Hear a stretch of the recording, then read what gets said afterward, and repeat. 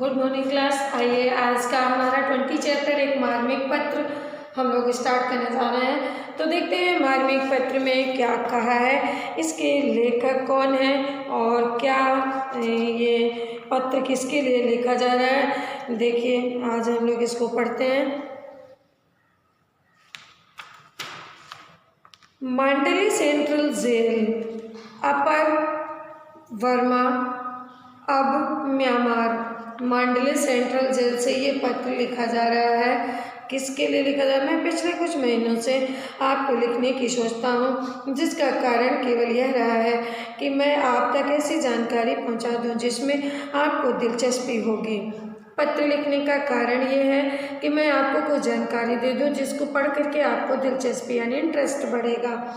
मैं नहीं जानता कि आपको मालूम है या नहीं कि मैं यहाँ गत जनवरी से कारावास में हूँ।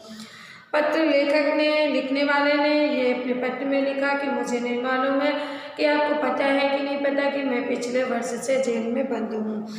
अपने मित्र के लिए यहाँ पर लिखा जा रहा है। जब बरहमपुर जेल बंगाल से मुझे मांडले जेल के लिए स्थानांतरण करने का आदेश मिला, तब मुझे यह स्मरण नहीं आया था कि लोकमान्य तिलक ने अपने कारावास काल का अधिकांश भाग मांडले जेल में ही गुजारा था, जब मैं यहाँ सशरीर नहीं आ गया था।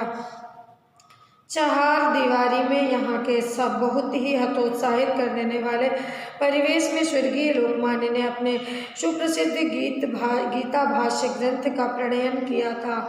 पत्र लिखने वाले ने ये लिखा है कि यहीं पर लोकमान्य तिलक जी बंद थे और उन्होंने बहुत सारे गीतों का यहाँ पर लेखन कार्य किया है। जिस वार्ड में लोकमान्य तिलक जी रहते थे वह असुरक्षित है, यद्यपि उसमें फेरबदल किया गया और बड़ा बनाया गया है। हमारे अपने वार्ड की तरह एक लकड़ी के तख्ते से बना है, जिसमें गर्मी में लू और धूप से वर्षा में पानी से तथा शीत ऋतु में सर्दी से बचाव नहीं हो पाता है। उन्होंने बताया जिस वार्ड में मैं रहता हूँ उसका वर्णन कि जिसमें न तो गर्मी से बचा जा सकता है, न जाड़े से और न ही वर्षा ऋतु से बचा जा सकता है। मेरे यहाँ पहुँचने से कुछ ही क्षण बाद मुझे ये वार्ड का परिचय दे दिया गया। मुझे यह बात अच्छी नहीं लग रही थी कि मुझे भारत से निष्कासित कर दिया गया, लेकिन मैंने भगवान को धन्यवाद किया कि मांडले जेल में आपके मातृभूमि और स्वदेश से बलात् अनुपस्थित के बावजूद मुझे पवित्र स्मृतियाँ राहत और प्रेरणा देंगे। ऐसे ही अन्य जेलों की तरह यह एक ऐसा तीर्थ स्थल है जहाँ भारत का एक महानतम सपूत लगातार 6 वर्षों तक रहा। लेखक ने लिखा कि मुझे इस बात का संतोष है, बुरा तो लगा कि मुझे देश से निष्कासित किया गया, लेकिन मांडले जेल में हमारे लोकमान्य तिलक जी 6 वर्ष तक रहे। बस इस बात की खुशी थी कि उनकी स्मृतियाँ मात्र हैं। यहाँ पर हम जानते हैं कि लोकमान्य ने कारावास में 6 वर्ष बिताए, लेकिन मुझे विश्वास है कि बहुत कम लोगों को यह पता होगा कि इस अवधि में उन्हें किस हद तक शारीरिक और मानसिक यंत्रणाओं से गुजरना पड़ा था। ये बात बहुत कम लोगों को पता है कि उनके साथ जेल में क्या क्या हुआ। वे यहाँ एकदम अकेले रहे और उन्हें कोई बौद्धिक स्तर का साथी नहीं मिला। मुझे विश्वास है कि उन्हें अन्य बंदियों से मिलने जुलने नहीं दिया जाता था। उनको सांत्वना देने वाली एकमात्र वस्तु किताबें थी। वे एक कमरे में एकदम एकाकी रहते थे। यहाँ रहते हुए उन्हें 2-3 भेंटों से अधिक का मौका नहीं मिला था।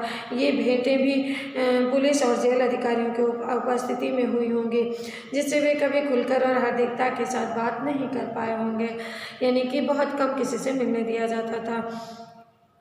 उन तक कोई भी अखबार नहीं पहुंचने दिया जाता था। उनकी जैसी प्रतिष्ठा स्थिति वाले नेता को बाहरी दुनिया के घटना चक्रों से एकदम अलग कर देना एक तरह की यंत्रणा ही है। इस यंत्रणा को जिसने भुगता है वही जान सकता है।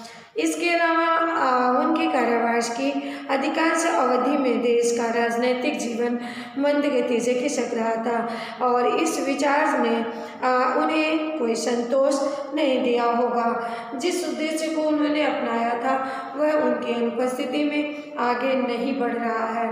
उनकी शारीरिक यंत्रणा के विषय में जितना ही कम कहा जाए बेहतर होगा। वे दंड संहिता के अंतर्गत बंदी थे। इस प्रकार आज के राजबंदियों की अपेक्षा कुछ मायनों में उनकी दिनचर्या कहीं अधिक कठोर रही होगी।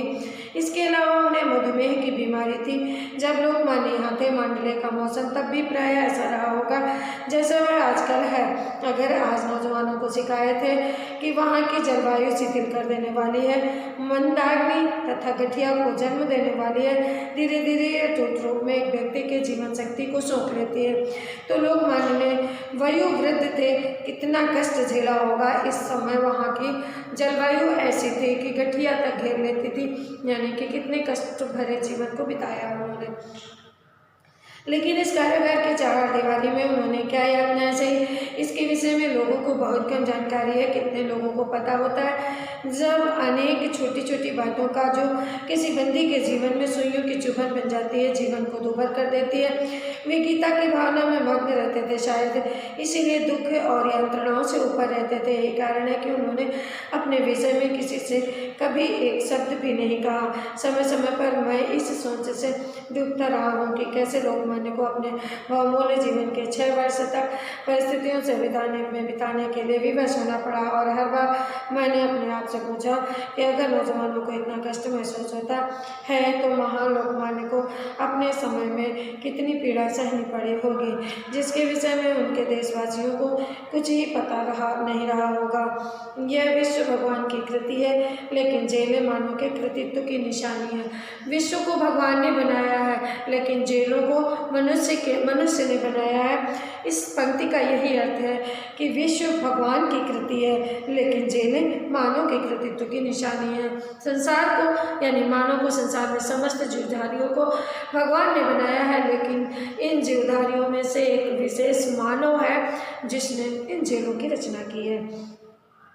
उनकी अपनी एक अलग ही दुनिया है। सभ्य समाज ने जिन विचारों संस्कारों को प्रतिबद्ध होकर स्वीकार किया है वे जेलों में लागू नहीं होते। अपनी आत्मा से हास के बिना बंदी जीवन के प्रति अपने आप को अनुकूल बना पाना आसान काम नहीं लागू होता है।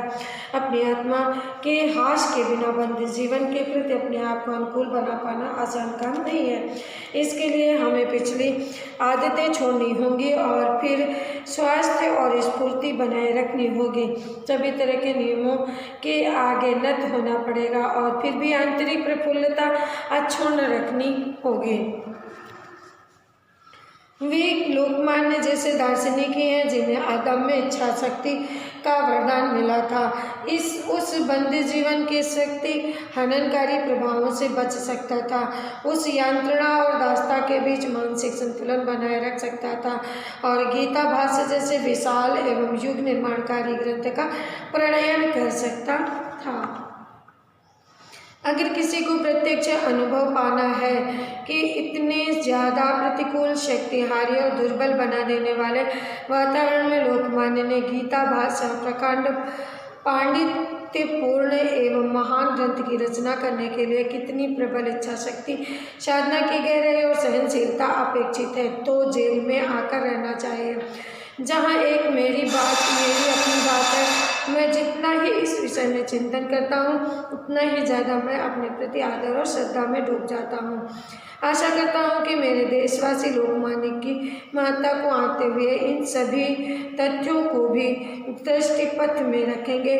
जो महापुरुष मधुमेह से पीड़ित होने के बावजूद इतने सुदीर्घ कारावास को झेलता गया और फिर भी जिसने अपनी समस्त बौद्धिक क्षमता एवं संघर्ष शक्ति को अक्षुण्ण बनाए रखा, जिसने अंधकारमय दिनों में अपनी मातृभूमि के लिए ऐसी अमूल्य भेंट तैयार की, उसे विश्व के महापुरुषों की श्रेणी के प्रथम स्थान में मिलना चाहिए। लेकिन लोकमान्य ने प्रकृति के जिन अटल नियमों से अपने बंद जीवन के दौरान टक्कर ली थी उनको अपना बदला लेना ही, और अगर मैं कह सकूं मेरा विश्वास है कि जैसे देशभक्त बंधु के शरीरांत का क्रम अलीपुर केंद्रीय कारागार में हो गया था, वैसे ही लोकमान्य ने जब मांडले को अंतिम नमस्कार किया तो उनके जीवन के लिए गिने चुने ही दिन रह गए थे।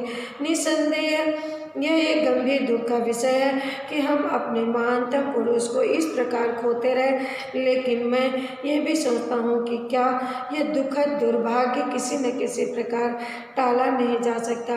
आदर पूर्वक आपका स्नेह भाजन सुभाष चंद्र बोस। सुभाष चंद्र बोस जी ने ये पत्र लिखा है। किसके लिए लिखा है? वो है केलकर, ठीक है, श्री केलकर के लिए लिखा है, लोकमान्य के विषय में बताते हुए।